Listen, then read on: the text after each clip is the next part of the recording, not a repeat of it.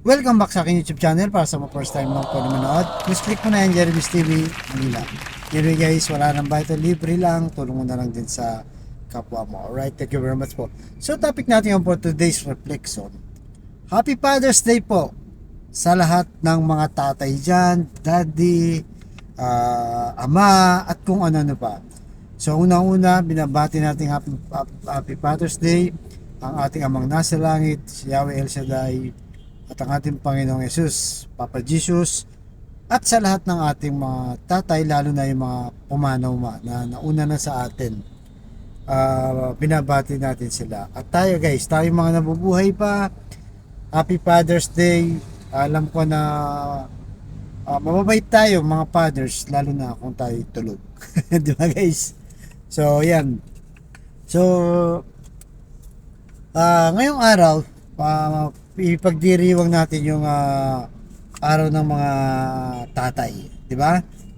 So ayon sa Mateo chapter 13 verse 32, ang paghahari ng Diyos ay katulad nito: may isang taong nagtanim ng isang butil ng mustasa sa kanyang bukid.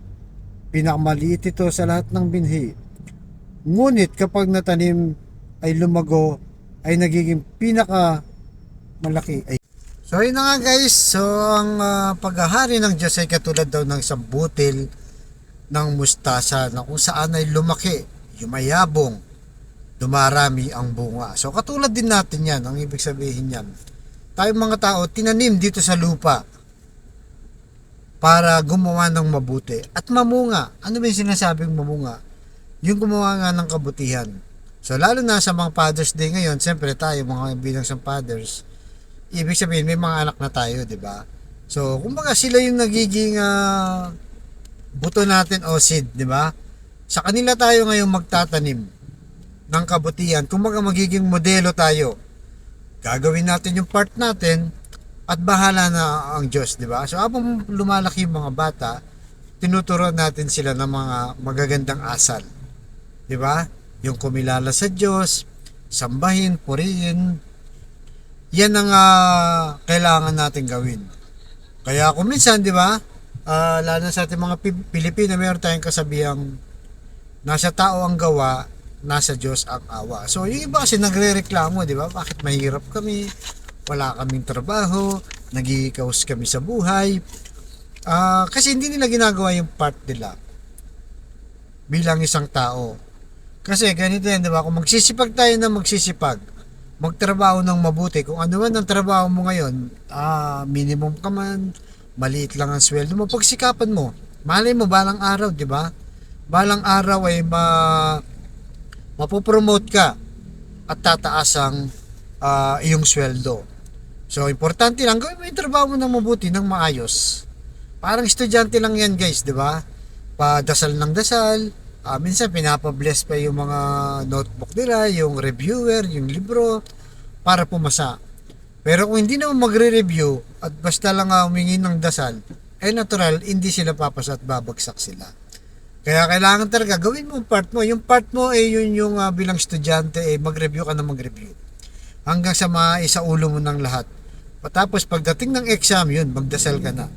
Ipagdasal mo na lahat, maalala mo yung lahat ng nireview mo, at least ginawa mo yung part mo. So malamang papasa ka, di ba? Pero kung hindi ka nag-review at pag bumagsak ka, sinisisi mo pa yung Diyos, di ba? Parang kasalanan pa rin, bakit hindi mo ako pinasa, di ba? Hindi ka naman pala nag-review, di ba? So kung wag natin iasa lahat sa Diyos. Kailangan nating gawin ang parte natin, katulad ng mga magsasaka. Di ba yung magsasaka? Anong gagawin ng magsasaka bago siya magtanim ng palay? Bubungkalin yung lupa. Pagkatapos mabungkal yung lupa, di ba? Didiligan niya araw-araw. Tapos ilalagay niya yung mga bini. Pagkatapos diligan, lalagyan ng pataba. So yun ang ginagawa ng magsasaka, di ba? Tapos maghihintay na lang. Ipapasa Diyos mo na sana ay mamunga ng maganda at marami kang ma-harvest, di ba?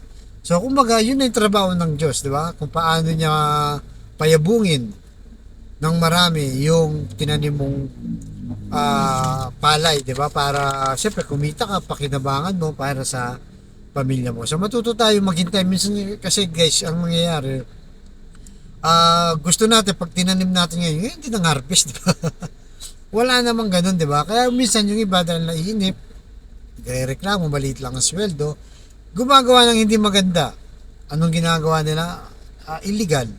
Nagbebenta ng illegal na droga, nagnanakaw, at kung ano-ano pa mga masasamang hindi naman dapat ginagawa. Kaya in the end, bis na mag-harvest ka, magkakaproblema ka pa.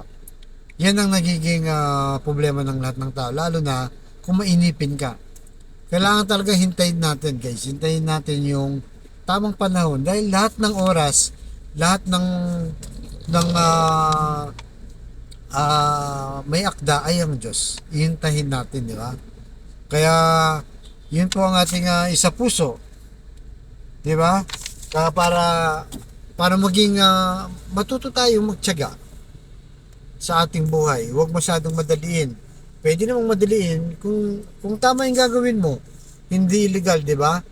Hindi illegal yung gagawin mo. Kaya nga dapat yan ang ipagdasal natin sa Diyos na maging matyaga tayo, maging masipag, di ba? Matutong maghintay, huwag mainipin para yung bunga niyan, di ba? Yung bunga niyan maganda. Pag maganda yung tinanim, maganda rin yung aanihin. Pero pag masama yung tinanim mo, masama rin ang aanihin mo. Kaya sikapin natin. Kaya nga siguro tayo nandito sa mundo, di ba? Para magtanim ng kabutihan. Kumalat, may share sa mga kapwa-tao natin. Yung pagmamahal ng Diyos, yun ang pinaka-importante.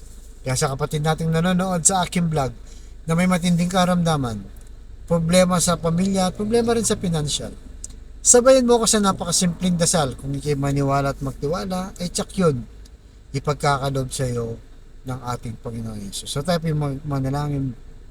Lord, i-bless niyo po ang kapatid naming nanonood sa aking vlog na may matinding karamdaman. Stage 4 cancer na, Lord. Tinaningan na po sa buhay. Matagal na pong bedridden, Lord. Sa ospital o sa bahay mo lang. At i-bless niyo rin po, di ba? Yung kapatid naming may sakit. Ipuhin niyo po ng inyong mapagpagaling na kamay. Tanggalin niyo po ang kanyang karamdaman para sa kanyang pamilya. At ganoon din po sa pamilyang nasira na o masisira pa lang. Pag hilumin niyo po mo ang kanilang mga sugat na kung saan ay nagkasakitan sila. Ibalik niyo po ang kanilang magandang relasyon at pagbigkis-bigkisin niyo po muli. Ganon din po Lord sa financial na kailangan namin lahat. Lalo na po yung kapatid namin walang-wala. Ultimong pambili ng 1 kilo ng bigas, pambili ng ulam, pambaon ng mga bata at kung ano-ano pang pangangailangan sa aming pamilya. Bless niyo po kami sa ngalan ng aming Panginoong Yesus. Amen and Amen. To God all be the glory. Sa ngalan ng Ama, ng Anak ng Diyos, Espiritu Santo. Amen. Thank you very much po.